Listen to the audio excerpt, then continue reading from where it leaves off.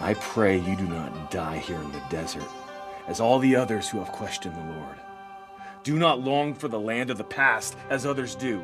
Egypt is behind us. The promise is before us. Long for the land of your children. Only 2 of the 12 spies were faithful. Find out more on Joshua, More Than a Conqueror, today on Our Jewish Roots.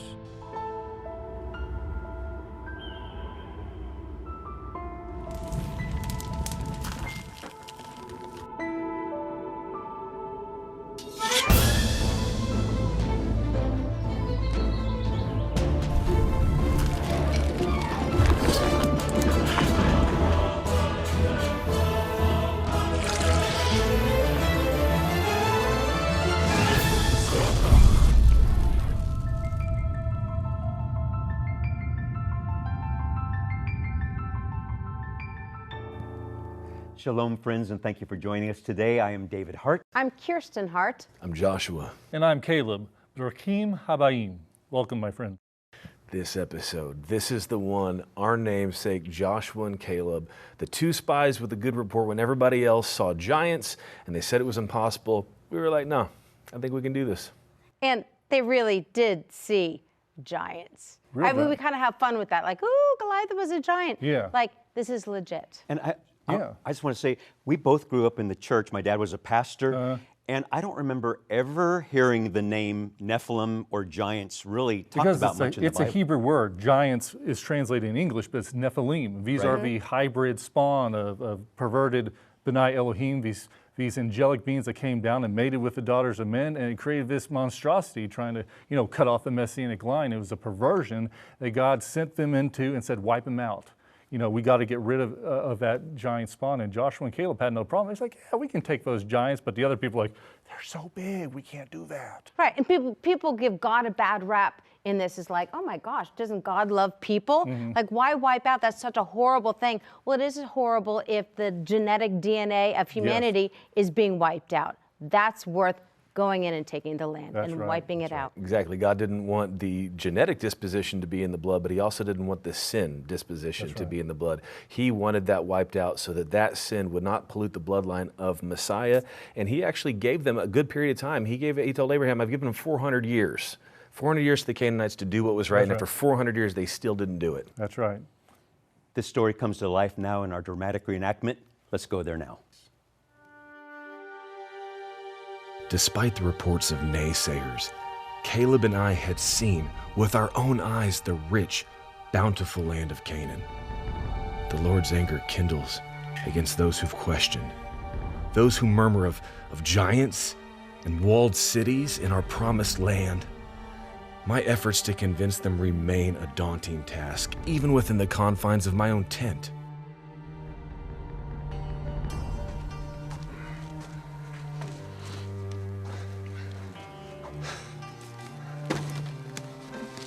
Thank you for your help. Caleb will oversee the remainder. There's a murmur in the camp. Again, they would like to stone me. I think that's a bit extreme. Is it not enough that he delivered us from the hands of the Pharaoh? That he parted the Red Sea? That we prevailed against the Amalekites?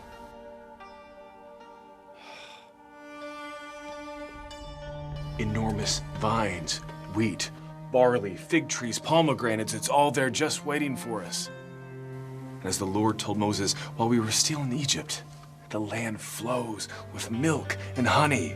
I can understand their concern. No! The reports are misleading. For 40 days, Caleb and I witnessed the very same things that they did. Yes, we saw the walled cities, and yes, we saw the strength of the Anakim and the Canaanites and all of the rest. But the arm of the Lord is so much stronger. We will devour them like bread and possess the land. But what about the giants? Listen to me. I pray you do not die here in the desert, as all the others who have questioned the Lord. Do not long for the land of the past, as others do. Egypt is behind us. The promise is before us. Long for the land of your children.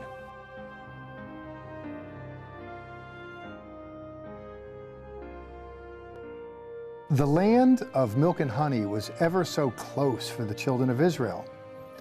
But despite the favorable reports of Joshua and Caleb, there were those who questioned the decision to possess the land. We came here to the valley of Eshcol, or Mamre, just south of Jerusalem, to walk upon one of the very sites that Joshua and Caleb first beheld in their mission as spies in the land of Canaan. It's known as the land of Chalav v'Dvash, in Hebrew, the land of milk and honey. Of course, there's more than just milk and honey, all kinds of fruits. I think that the milk and honey language was popularized because if there's milk, there's animals that are producing it. And if animals are producing it, the land is verdant, it's green. And if there's honey, it means there's bees, there's pollination, there's flowers. It speaks of a land that's alive, with milk, with honey, with grape, pomegranate, fig, and other fruits of the earth as well. I look at these fruits of the earth as soda machines. You know, it's a hot day and you just grab some of this and you drink, and it is so very delightful. If you can just think of a primitive person, we're told Adam and Cheva were in a garden and the fruit was there for the picking. Sin made its entrance on the stage of the drama. They were kicked out and told they were going to eat out a living. They were going to eke it out with the sweat of their brow. Here you're walking down the street and you're picking the fruits and you're getting the delights. It's no wonder that people would compete for this part of the world and Eretz Canaan here at the southwestern part of the Fertile Crescent.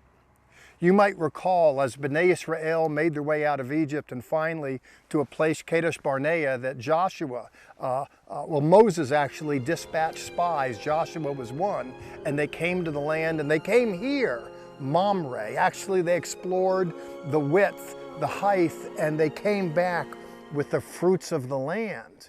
And of course, the fruits were exotic to people that were slave stock, that didn't know these kind of luxuries. And they're told that these big fruits are here. They're also told something else, and that is there's trouble in River City. Not only were the fruits big, but so were the people that consumed them.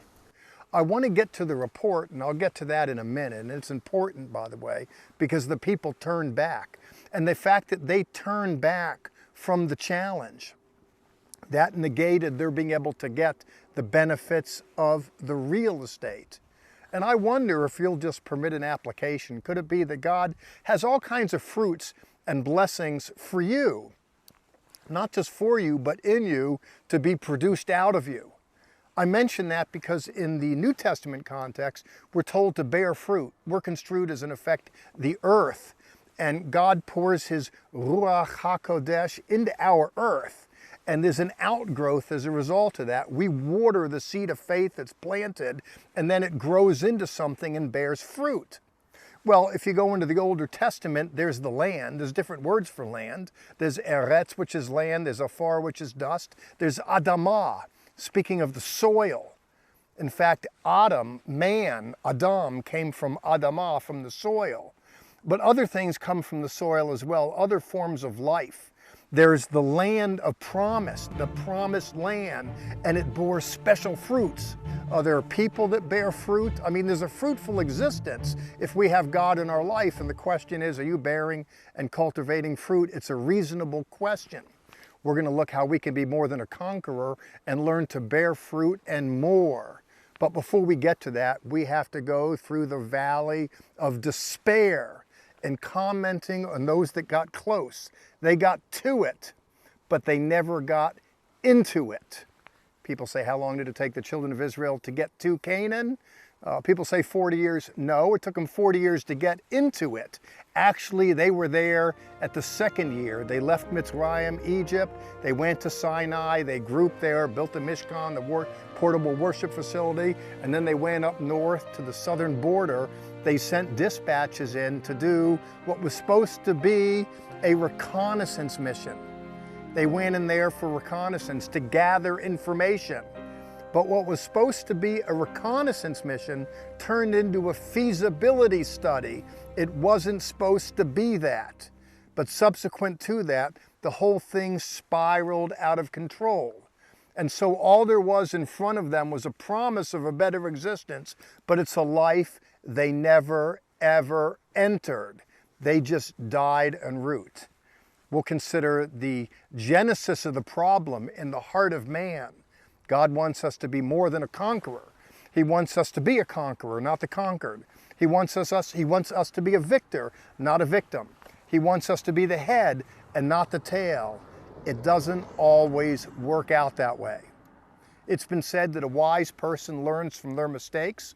Well, in this case, let's learn from somebody else's as we look more deeply into the story of Joshua and the spies and learn about being more than a conqueror.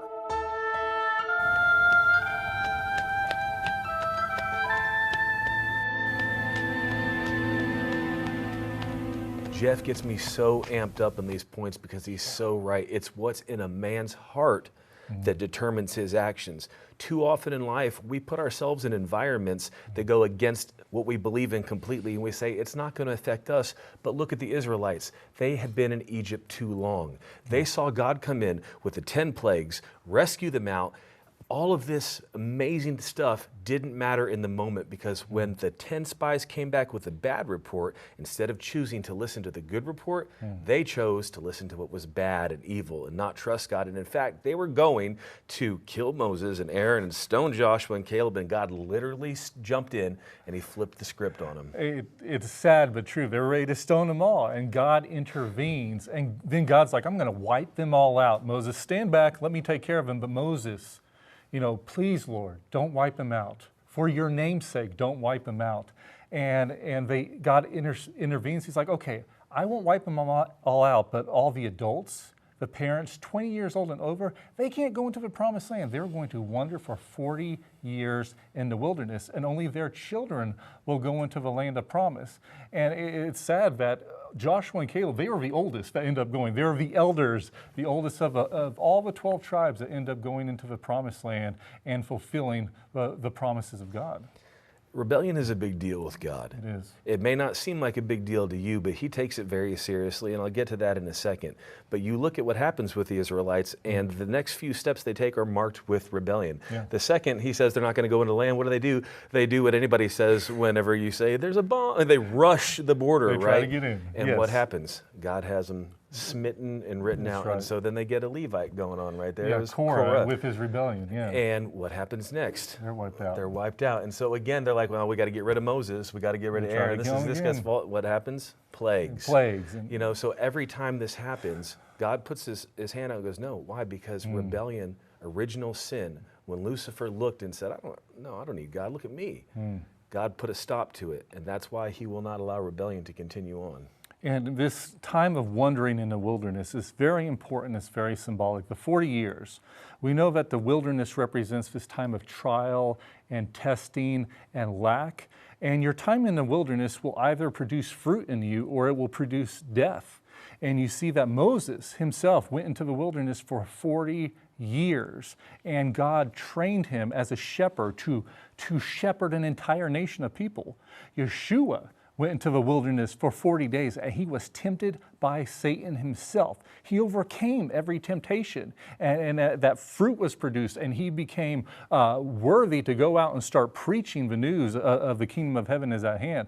And you see Paul himself, he went into the wilderness for over 3 years after he came to know Yeshua, because it was that time that he had to seek God and hear from the Holy Spirit himself to get all that legalism and the law out of him till he was ready to go preach the grace that came by the blood of Yeshua. So we want to be faithful during that time of testing, during that time of trial. You may be in that time of a wilderness right now in your life. You're like, how long, God? And you're ready to get out, but be faithful during that time, because you will reach the promised land eventually. Remember that reaching the promised land is not the only story. It's who you become in that process, and that's why you have to stick to it. Let's go back to Jeff and see what happens next in the story. Earlier we saw pomegranate and grape, but there's all kinds of fruits here in the Holy Land. Figs, by the way, as in these, are noteworthy. They're referred to in the Bible in the Older Testament. Security is everyone dwelling under his fig tree. interestingly. And similarly, in the Newer Testament, in the Johannine Gospel, chapter 2, Jesus speaks of a man and says, I saw you under the fig tree. Again, the land is so much associated with fruits. But the story here with these fruits is associated with a bad news story. And I don't like to tell it, but it's in the book. And there's a window here into pathology, into being toxic, learning how things can go horribly wrong in life. I want to pick up in the book Bamidbar, in the wilderness. We know it as Numbers. In the 13th chapter, we're told that the spies who had come into this area in Eretz Canaan to do a reconnaissance mission. That is to say, they're supposed to gather information. If an army is coming this way, they need to know where there's orchards, water supply, major cities, populations, etc. They need a general idea of where they're going. They came here to do reconnaissance, but they did more than that. They came here on a reconnaissance missions. They returned with a feasibility study. They told Moshe Rabbeinu, Moses and others, listen, yeah, the land is this and that, but we can't do it. Those people are just way too big. It's a bad story. In chapter 13, verse 31, we're told, V'hanashim asher alu imo omru. The men that went up, that is the spies, came up and said, and I quote, Lo nukal lalot el ha'am. We are not able to go up against this people. We can't do it. They go on to say, Ki chazaku mimenu, because they are stronger than we. They feared. These were people who not long before were slave stock in the land of Egypt. And they left Egypt. God was their soldier. The waters parted, they walked through. It wasn't as a result of their agency. They were just swept up into circumstances beyond their control.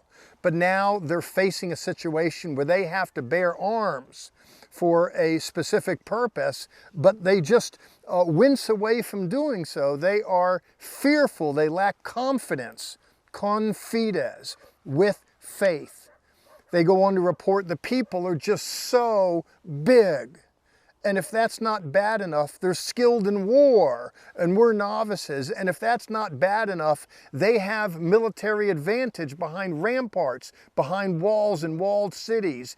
It didn't look good. And when they put it all together, they said, it can't be done.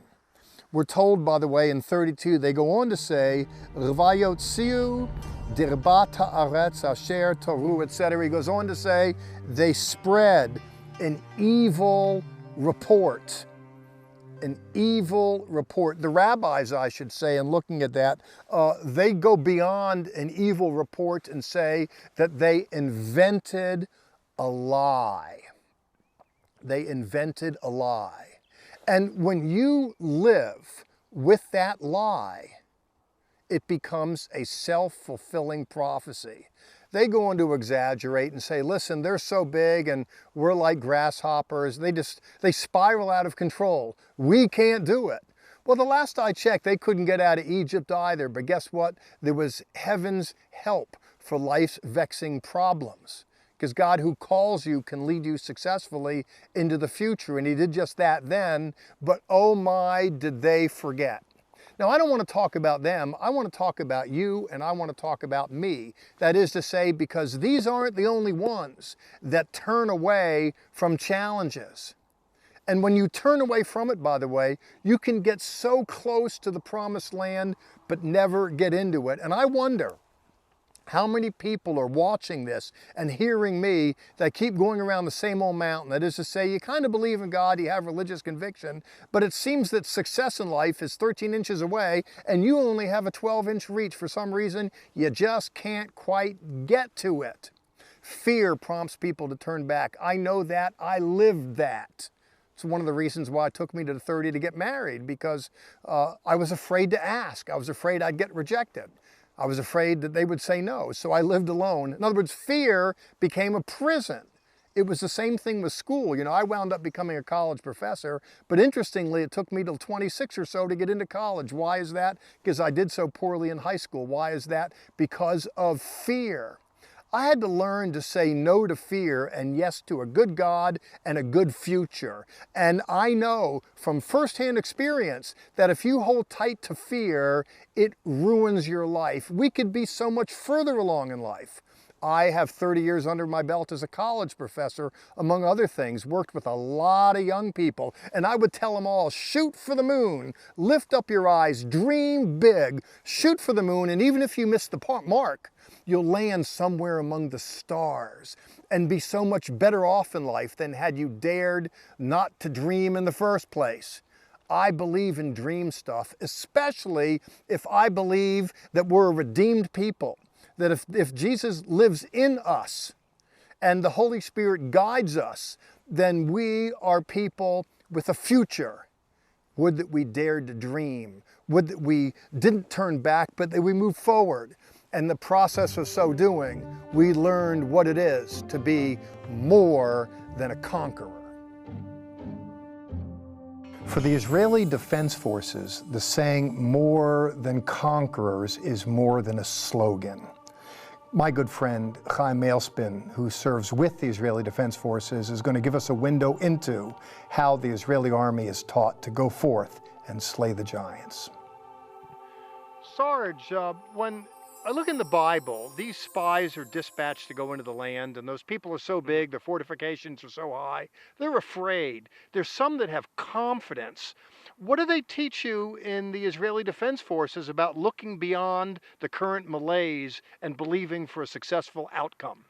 Well, I'll give you a story my commander gave me. Commanding officer, he calls everyone in one day and he says, "Hey, you guys, do you have any complaints?" One of the soldiers came and he said, "Our thermal vision, we have this little refrigerator that thermal vision, so you can see the heat imprint." And he said, "Sometimes I can't see the heat imprint properly. I don't want to go out to war." And he said, "Let me tell you a story. In 1948, War of Independence, when Israel was reborn, well, guess what?" He said, "My grandfather went out and he fought with only a shovel. He believed in the cause that we're all here in this defense force. We're here to defend the defenseless. We can't give up."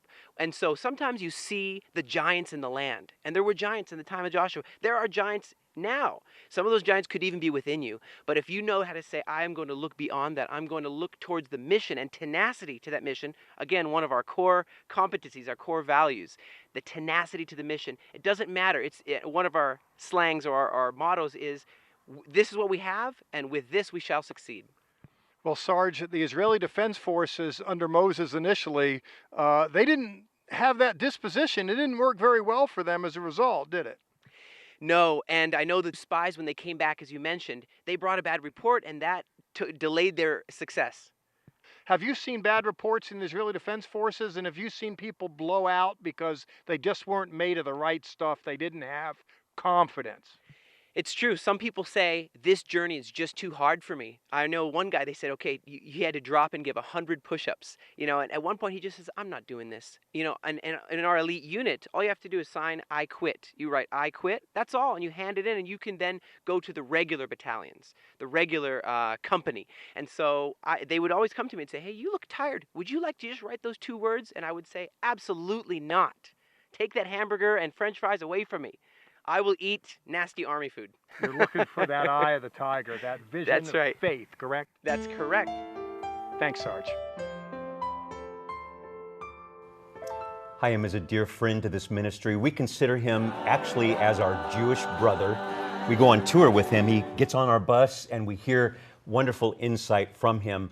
He had some really good self-control, being disciplined, man. Yes, he's disciplined. You got to be a soldier if you're disciplined in a soldier. Right. Have either of you served in the military? No. We haven't actually. That's okay. You could have been IDF. You could have easy. Okay, so I heard a rumor. Do you work out 2 times a day? Like to the gym? I have definitely spent many years doing 2-a-days, working out in the morning and working out at night. When you have a goal in mind, discipline is the only thing that's going to see you through to that goal. Okay, I am jumping in on you totally. Yep.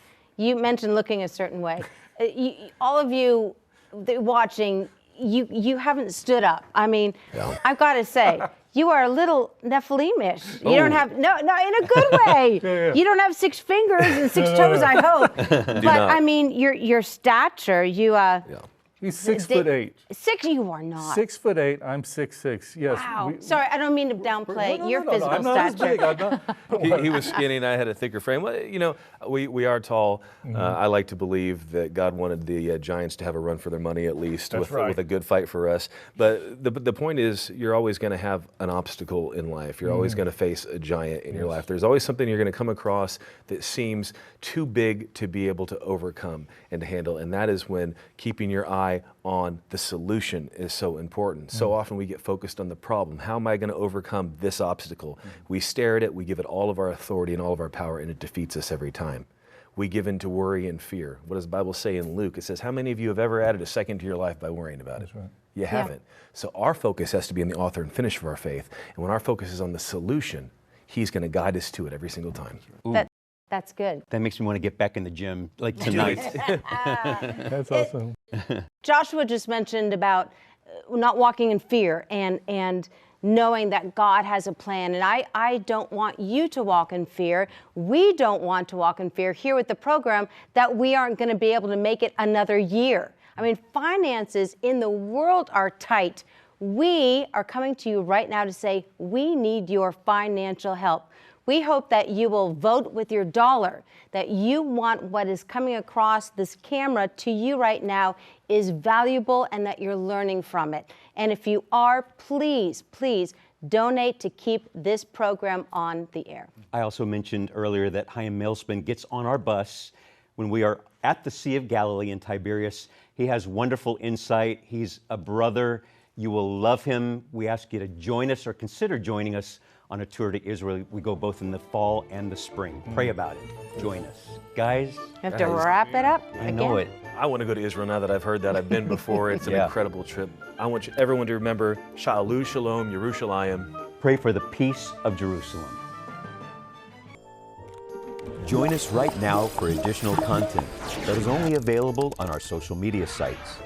Visit our website, levitt.com, for the current and past programs, the television schedule, tour information, and our free monthly newsletter, which is full of insightful articles and news commentary.